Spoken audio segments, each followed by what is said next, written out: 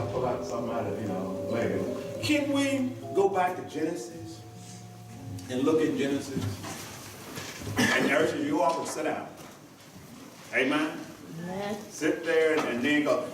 And really, what we're gonna try to slide Santa Claus in this message. But Genesis 3 and 15. Genesis 3 and 15. And we want to look at that a little bit this morning and see can we build on that. It's Christmas time. I know you all are shopping and let me tell you another secret that I found out once my years started collecting on me. I found out if I don't have it, don't spend it. I'm just giving y'all free information this morning. What happened is you'll spend everything on this one day. And then you'll spend all the year paying for that one day. Oh, it's free. And see now, and what happened is Jesus is the reason for the season. Yeah. And if I get excited about Jesus, hallelujah. Yeah, the season's all right. That's right. That's all right. But I really, it takes it back, and I guess y'all look at this scripture and say, what in the world is this going to do with Christmas? All right. Yeah. When you look at it, Genesis 3 and 15, what you said, what in the world would this have to do with Christmas? Can we stand and read that, then we'll move on? And I want y'all to hear this. We might have to read this twice. I want y'all to hear this one. Are we there? Well, we just want everybody. We don't want to run off and leave everybody and all that. But we want you to hear this one as we get ready to talk about Santa Claus and Christmas. And it says what?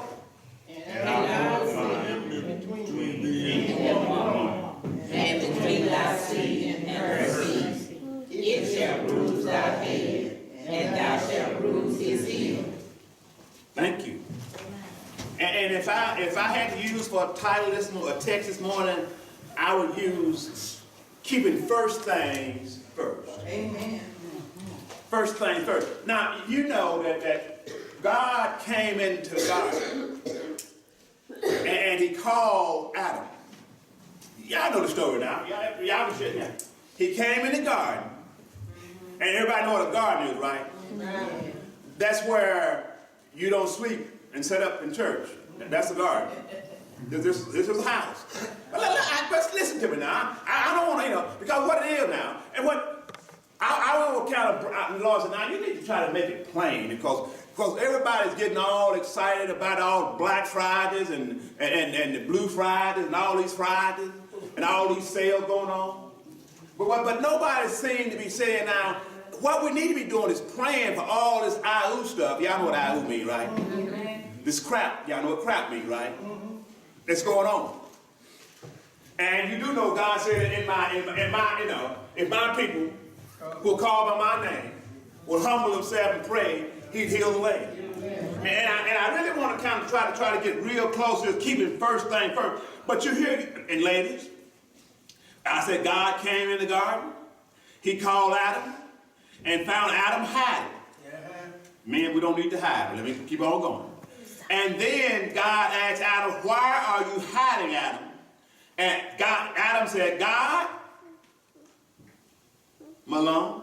All right. He said, that woman. That's what he said. When God said, why are you hiding, Adam? And God said, Adam said, that woman that you gave to me, and I did eat. That's what Adam said. But I'm trying to get to the last part of it, but I want to get into that one because excuses was already had started back in the garden. Yeah. But the good thing about that, and what I keep telling y'all, what I like about God, even though my mess up, he can fix them up. Amen. And if you look at the last part, it says now, first it said now, and the woman between you and your offspring and the heirs, I will crush your head, and you will strike, I'm reading out NIV, strike his heel. Now we knew what to crush. That means if I would walk back there and walk back there and start, well, let me see, that this is my law seven. Let me see if I found another. Crush. Some people like crushed ice, right? Maybe somebody like when they got their coats going on, they like crushed ice.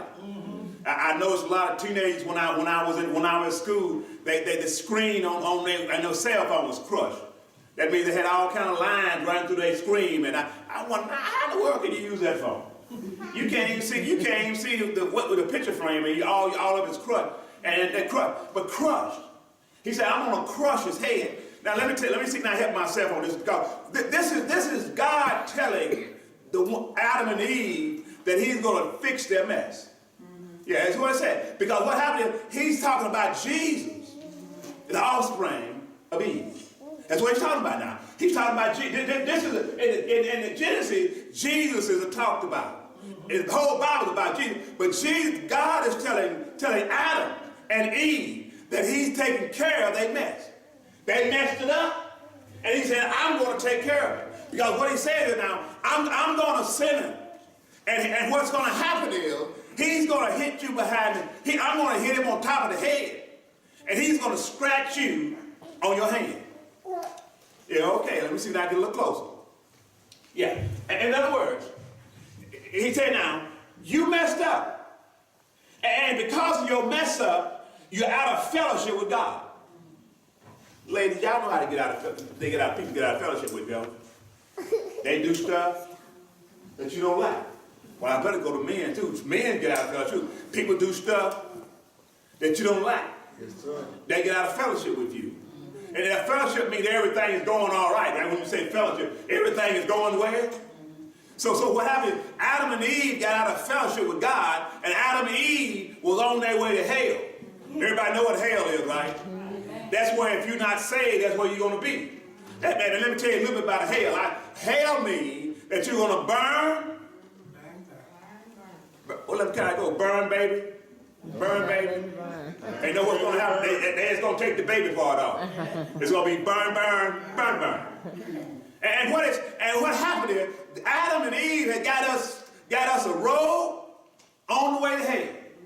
Because they had got out of fellowship with God, so they got us on the way to hell. But God said, no, don't, I'm going to take care of it. I'm going to buy your way out of hell. It was a price paid there, right? It was a price. It just wasn't free. Matter of fact, the cell phone, it ain't free. Somebody got to pay the bill.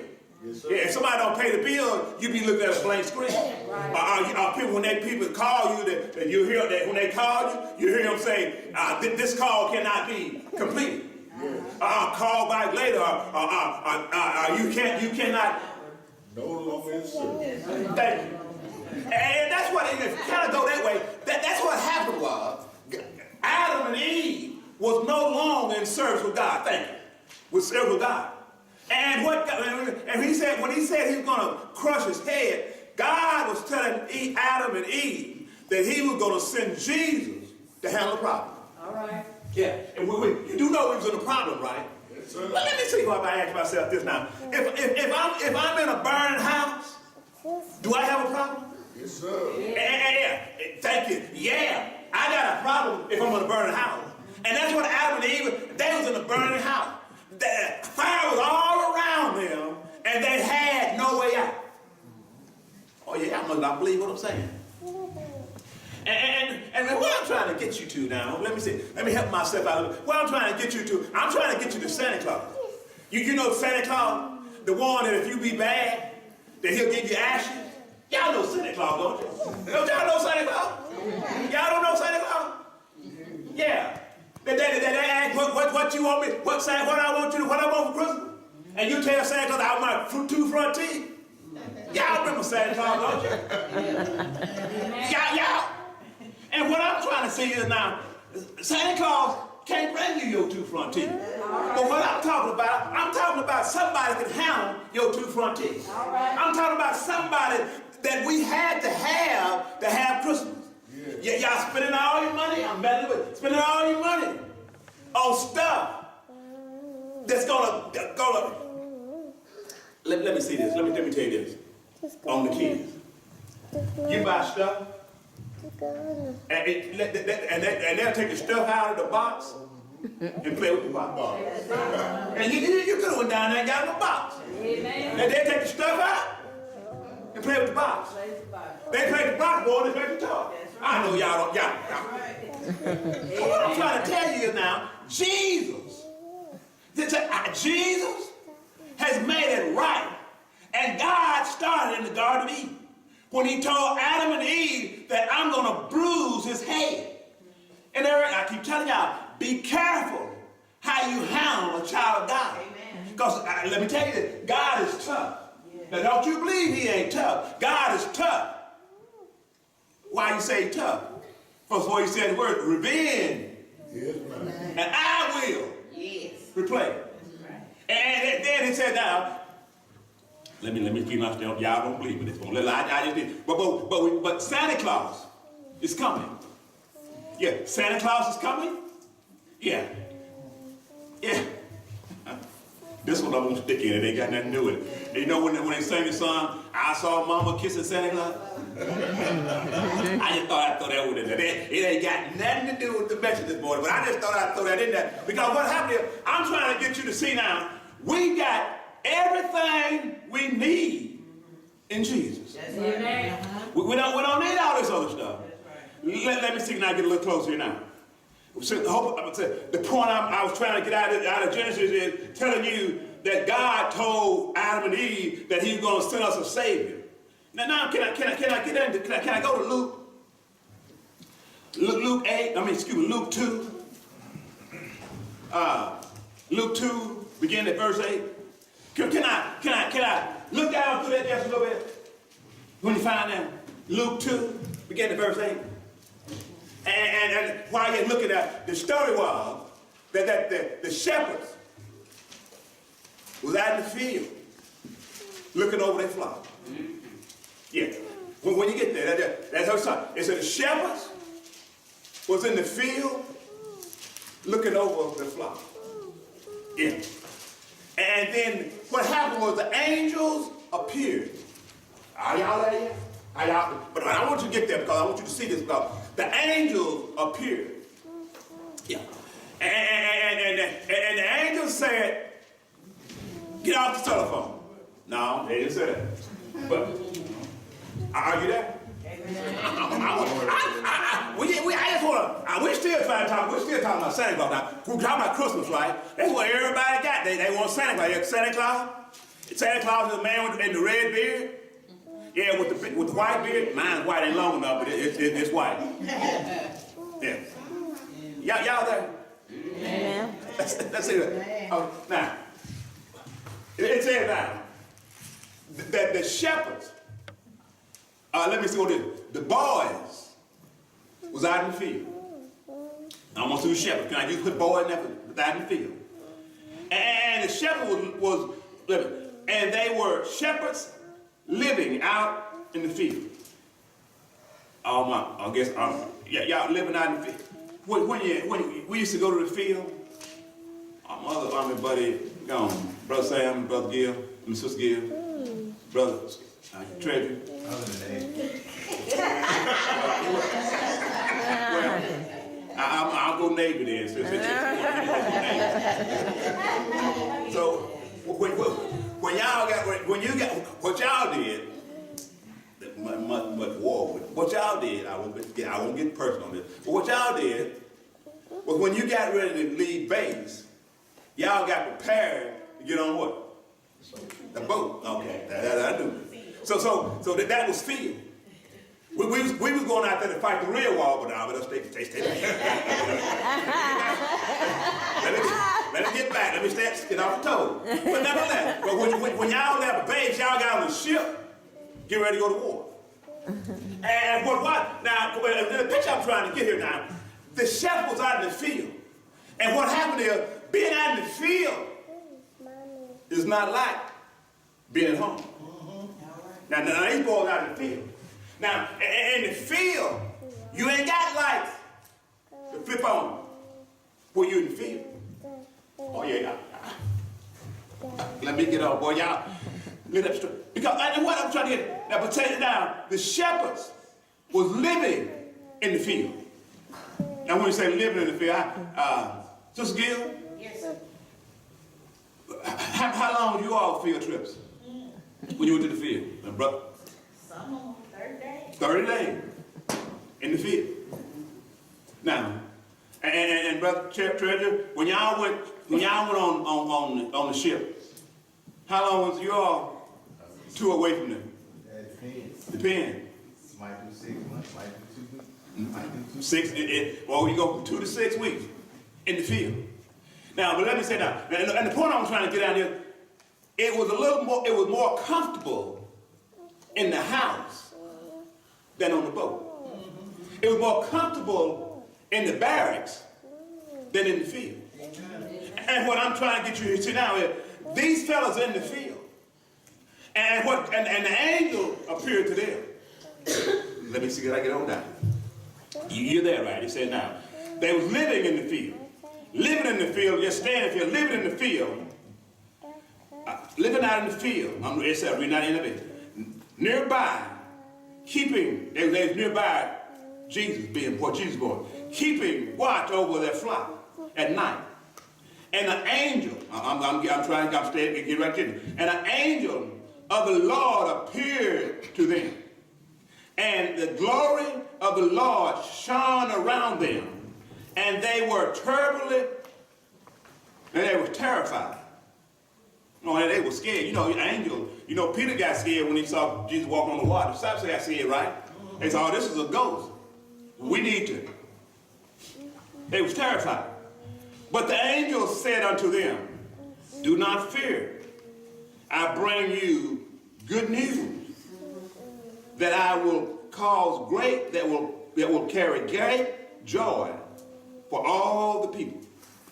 In other words, and then let me get on to 11. Then I'm going to try to get out here. And today, in the town of David, a Savior has been born. Now this is what they was talking. This was what God was talking about, bruising the head. This is where God was talking in Genesis about bringing Jesus on the scene.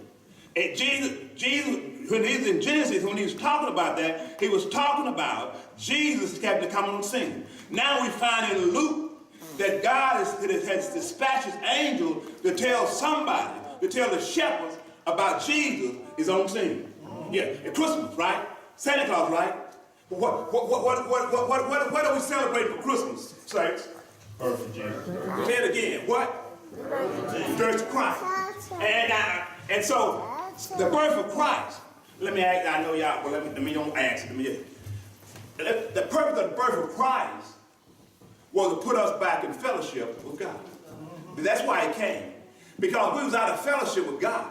And because of that, now he said, now, the angels come and tell the shepherds that I bring you good news. Yeah, good news means everything's going to be all right now. Because what Adam and Eve did, we've got somebody that's able to fix it. Let me see when I step on this one. You wouldn't want a doctor who flunked all his exams cutting on you, would you? I'm not. You wouldn't want somebody that couldn't drive you around, would you? I'm just asking a question. You wouldn't want somebody that couldn't cook cooking for you, would you? I'm just asking a question now. Because Adam and Eve messed it up. Now and Christmas means, Christmas let us know God said, I'll fix it. And what's happening, what the angel is telling the shepherd is, that God is true to his promise. Yeah, God promised in the Garden of Eden that he was going to bruise Satan's head. Let me see now. Let me see now. Put this story in, then I'm going to get ready to get out of here. There was this young lady. She was a great track runner, track meet. I didn't do much track meet, but track meet.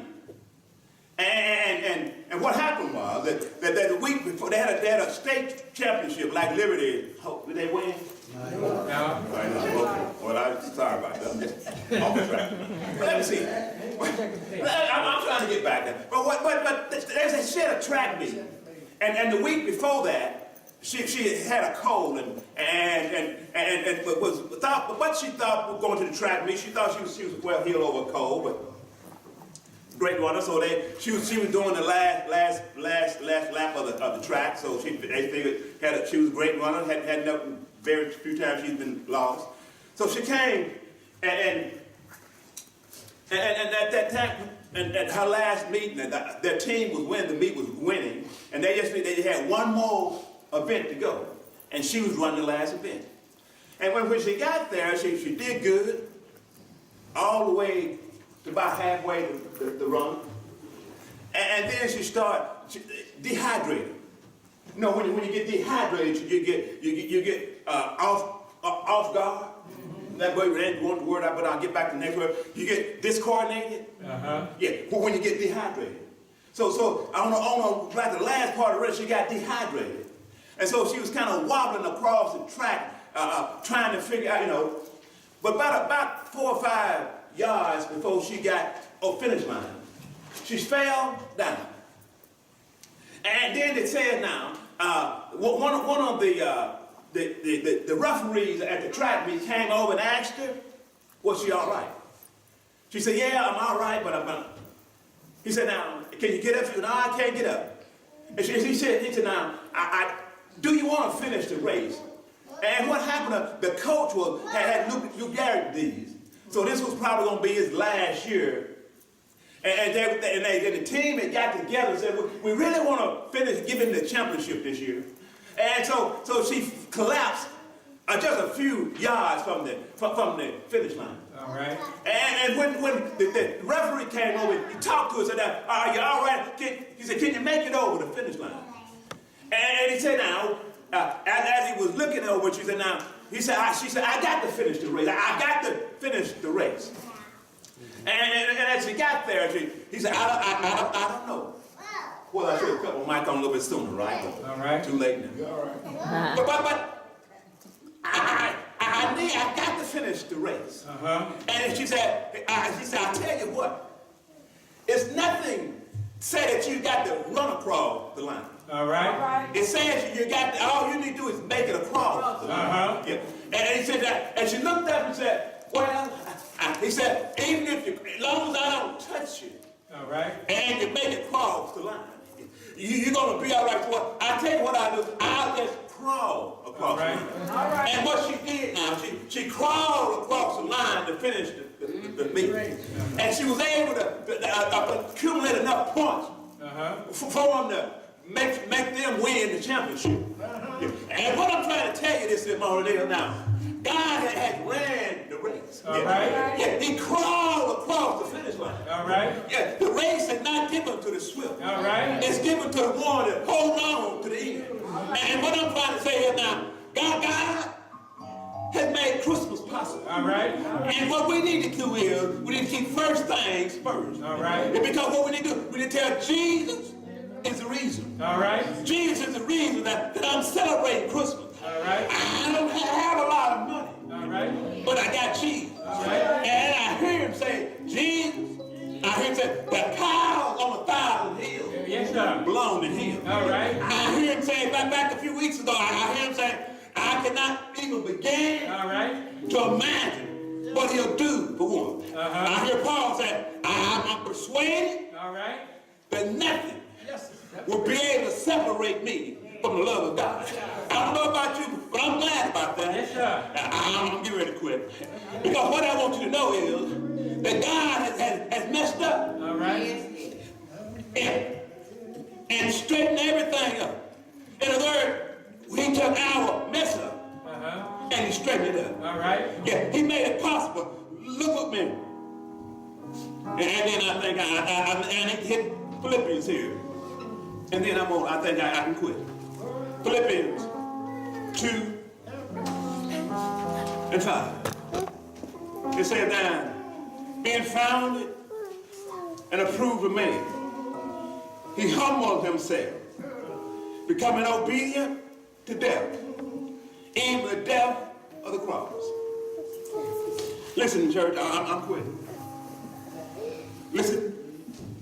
And he said, now, for the rest, what we need to do is be confident. Yes. Psalms 37. Yeah, I know y'all worried about the election. You're worried about everything that's going on. But listen, Psalm 37, 25, and 26. You might want to look at this one up. Might want to take it home with you. And you might want to read it during the week. Psalms 37, beginning about verse 25. Yeah. David is talking here. 37, beginning about verse 25. David says, I've been young. Yeah. And now I'm old. Yet I have never seen the righteous forsaken, or the seed begging bread. All right. Yeah. I don't know about you, but I'm going to put my dependence on my God. Yeah, I can hear the choir singing this morning. I want Jesus. Yeah. I hope it's going to be a good day, but even if it's not a good day. All right. I got Jesus walking with me. All right. I got Jesus walking with me. All right.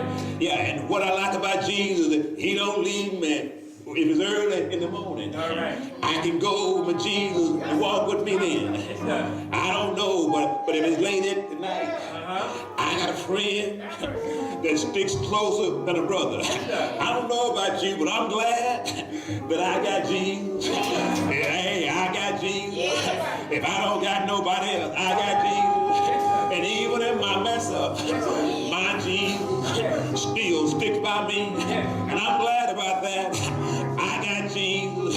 He walks with me. He talks with me. Matter of fact, he's water when I'm thirsty. He's bread when I'm hungry. I got Jesus, and he reaches down in my soul every now and then. Some people want to know how you know you're saved. I know I'm saved because my Jesus caught a cloud, went on back to glory. I'm glad about that. Stepped on the cloud and went on back to glory. And I heard say same way. Yeah. But that's all right. But the good part about it, he said, when I get back, I'm going to send you a helper. Yeah. And I walk with you this down here. But this helper is going to be inside you. Yes. And that's why you know you're saved. Because every now and then, I feel Jesus deep down in my soul. I feel him when everything is going wrong. When trouble seems to be all around me. Heartbroken, I got Jesus. I got Jesus. He said, I never leave you or forsake you. I'm glad Christmas here, but I'm glad I don't depend on Santa Claus. I'm depending on Jesus. Because Jesus is able. He's able. He's able. He's able. Oh yeah. My Jesus. Keep it. All right. First things first. What you want to do? All right. You want to get Jesus in the front of your life. And when you get him in the front of your life, you want to keep him there. All right. Yeah. And how do you keep him there? I hear him say, Joshua, all right, don't let this law. You meditate on it day and night. And I hear him say in Psalm 1, he said, don't be in the counsel of the ungodly. I quit. all right, I almost quit. I better put this one in. Yeah. What about all old rich folks? Listen what Proverbs 13:2 says. A good person leaves an inheritance for their children's children. And listen to the last part it says. But a sinner's wealth is stored up for the righteous. Let me tell you what you find there. You don't have to go back. And I want to hit just a little bit of that. Proverbs 13:2. And it says, the sinner's wealth. Well, who is the upright? Y'all better say something. Who's upright? Those in Christ. Those in Christ. Thank you. You in Christ? I'm just asking a question now, Gary. So, it says now, the wealth of the sinner is stored up for the righteous. All right. All right. I'm quitting. I just need to hit. I quit. Well, listen to me. Get excited about Jesus. All right. Get him first in your life. All right. And spend time with him. And when you spend time with him, you're going to be okay. Amen. It don't really make a difference what's going on in this world. Jesus came. Yeah. I think I better do this one. Matthew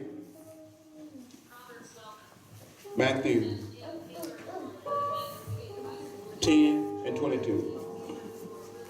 That says that you're in Christ. It says, you will be hated by everyone because of me. But the one who stands firm to the end will be saved. Matthew 10:22. It says now, and I'll read the last part again. But the one who stands firm to the end will be saved.